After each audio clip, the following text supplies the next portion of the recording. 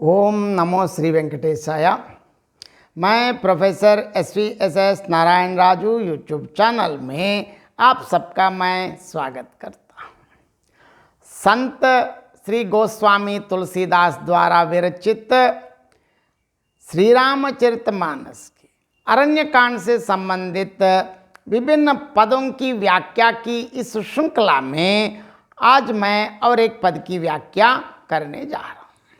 अब प्रभु श्री रामचंद्र जी जो जैसे सरभंगा मुनि को जो वर दिया है, आगे सरभंगा जी जिस प्रकार अपने शरीर को अंतर्धान किया और आगे कहाँ कहाँ गए हैं इस पद में बता रहे हैं। अब तुलसीदास जी के शब्दों में सबसे पहले पद देखेंगे और पद के साथ साथ पद की व्याख्या भी हम धीरे धीरे चेक करेंगे।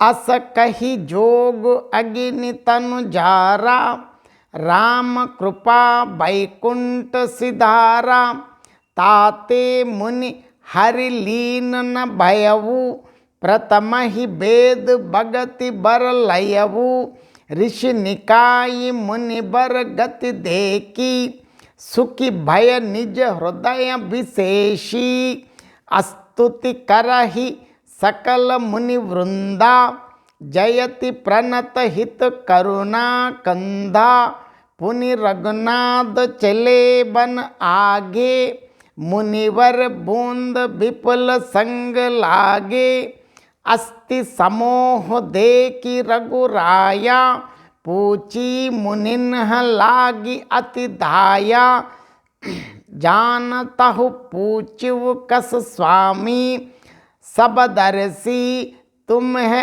अंतर जामी, निशिचर निकर सकल मुनि खाए, सुनि रघुबीर नयन जल छाए, निशिचर हीन करव महि भुज उठाई पन कीन्हा, सकल मुनिन के आश्रमन ही जाई जाई सुख दीन। देखिए प्रभु श्री रामचंद्र जी वन में जिस प्रकार सरभंगा जी के साथ साथ क्या हुआ और इसके आगे प्रभु श्री रामचंद्र जी का जो अरण्यकांड में वन में प्रभु श्री रामचंद्र जी का प्रस्थान कैसे आगे बढ़ रहे हैं, अब तुलसीदास जी के ही शब्दों में देखेंगे। अस कही जोग अग्नि तनु जारा, राम कृपा बैकुंठ सिधारा, ताते मुनि हरि लीन न बायवु, प्रथम ही वेद भगति बर लयवु। देखिए यहाँ सरभंगा जी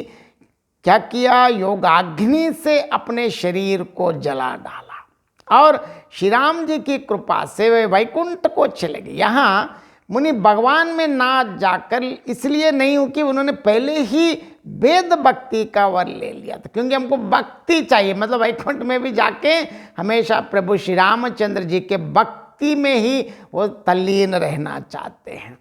ऋषि निकाय मुनिबर गति देखी, सुखी भय निज हृदय विशेषी, स्तुति करहि सकल मुनि वृंदा, जयति प्रणत हित करुणा कंदा। ऋषि समूह सारे मुनि ऋषि सब सरभंगा जी की यह अत्यंत दुर्लभ गति, क्योंकि इस प्रकार प्रभु श्री रामचंद्र जी के सामने ही योगाग्नि में अपने शरीर त्याग कर वैकुंठ पद धाम प्राप्त करना कोई आसानी सी बात नहीं है। गति देखकर सभी लोग अपने हृदय में विशेष रूप से प्रसन्नता का अनुभव किया।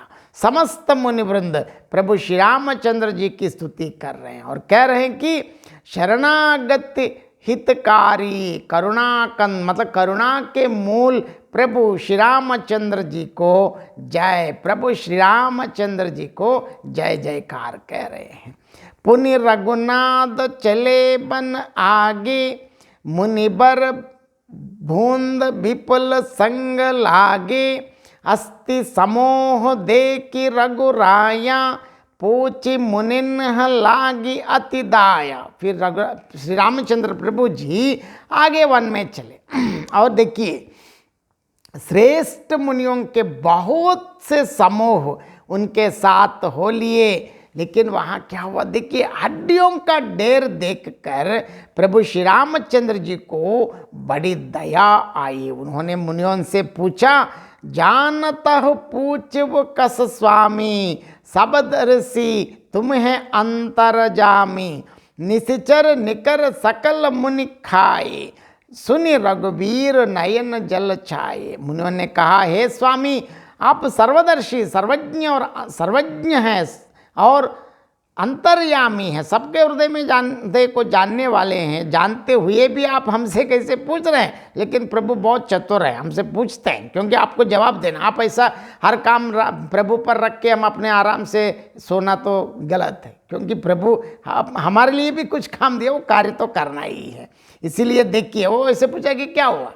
राक्षसों के दलों ने सब मुनियों को खा डाला है, ये सब उन्हीं की हड्डियों के ढेर हैं। यह सुनते ही प्रभु श्री रघुवीर के नेत्रों में जल छा गया, क्योंकि प्रभु इतने अत्यंत दया निदान है, करुणा सागर है। उनके आंखों में करुणा के आंसू भर आए।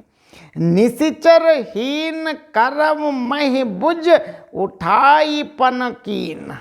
सकल मुनिन के आश्रमन ही जाई जाई सुख देना। यह सुनते ही प्रभु श्री राम जी ने बुझा उठाकर प्रण किया कि मैं पृथ्वी को राक्षसों से रहित कर दूंगा। प्रभु कहे तो क्या नहीं होता, अपने आप हो ही जाता है। फिर समस्त मुनियों के आश्रम में जाकर उनके दर्शन एवं संभाषण का सुख दिया, क्योंकि खुद प्रभु जाके दर्शन दे रहे हैं तो और क्या चाहिए। लेकिन प्रभु ऐसा नहीं कहा, उनसे कहा कि आपका दर्शन मेरे लिए बहुत अच्छा। ये प्रभु की विशेषता है, क्योंकि भक्ति के वो दास बन जाते हैं। हम जो प्रभु को बिल्कुल दिल से, अगर प्रभु के सामने हम अपने सब कुछ सर्वस्व शरणागति करते हैं, अपने सब कुछ समर्पित करते हैं, तो प्रभु भक्त का दास बन जाता है। अब देखिए, प्रभु एक एक आश्रम में जाकर उनसे बात कर, मतलब प्रभु खुद आकर मिलना और प्रभु से बातचीत करना, और क्या चाहिए। इनकी जो क्या भाग्य कहें, और इसके बारे में हम कहाँ शब्द रहते। इसीलिए तुलसीदास भी जहाँ शब्द नहीं रहते तो ऐसे ही बहुत जगह छोड़ देते हैं, क्योंकि कहते हैं कि यह तो वर्णन के बहुत दूर है, क्योंकि हम वर्णन करना मुश्किल है। कहकर बहुत चतुर है तुलसीदास जी तो है ही। देखिए, अब इस पद की व्याख्या संक्षेप में देखेंगे। देखिए, अब सरभंगा मुनि ने भगवान राम से भक्ति का वरदान लेकर योगाग्नि में अपने शरीर को भस्म कर डाला और श्री राम कृपा से वे वैकुंठ को चले गए। मुनि भगवान में लीन इसलिए नहीं हुए कि उन्होंने पहले ही वेद भक्ति का वर ले लिया, अर्थात योगाग्नि में शरीर छोड़ने वाले को हरिपद लीन होना चाहिए, परंतु शरभंगा जी लीन नहीं हुई। इसका कारण यह कहकर दिया गया कि अभेद भक्ति से जीव लेना होता है, वेद भक्ति से नहीं। सती के भी लीन ना होने का यही कारण था। और आगे देखिए, मुनि श्रेष्ठ शरभंगा जी की यह स्थिति देखकर ऋषि समूह अपने हृदय में विशेष रूप से प्रसन्न हुए, सुख का अनुभव किया। समस्त मुनि वृंद प्रभु श्री रघुनाथ जी की स्तुति करते हैं और कहते हैं कि शरणागतों के हितकारी, करुणाकंद, करुणा के मूल प्रभु आपकी जय हो। श्री रघुनाथ जी फिर दूसरे वन को चले।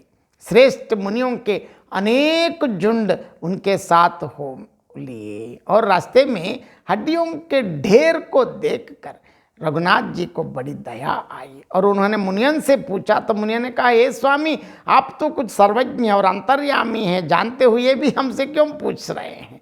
यह राक्षसों के दल ने सब मुनियों को खा डाला है, ये सब उन्हीं की हड्डियों के ढेर हैं। यह सुनकर प्रभु श्री रामचंद्र जी की आंखों में आंसू भर आए हैं। अब प्रभु ने क्या किया? निशिचरहीन करौ महि भुज उठाई पन कीन, सकल मुनिन के आश्रम जाई जाई सुख दीन। तब श्री राम जी ने अपने ऐसे प्रण किया, प्रतिज्ञा की है कि मैं इस समस्त पृथ्वी को राक्षसों से सर्वथा सदा सदा के लिए, हमेशा हमेशा के लिए राक्षसों से हीन कर दूंगा। और इस प्रकार प्रतिज्ञा करके फिर उन्होंने सब मुनियों के आश्रम में जाकर उन्हें दर्शन या उन संभाषण का सुख भी प्रदान किया है। बहुत बहुत धन्यवाद।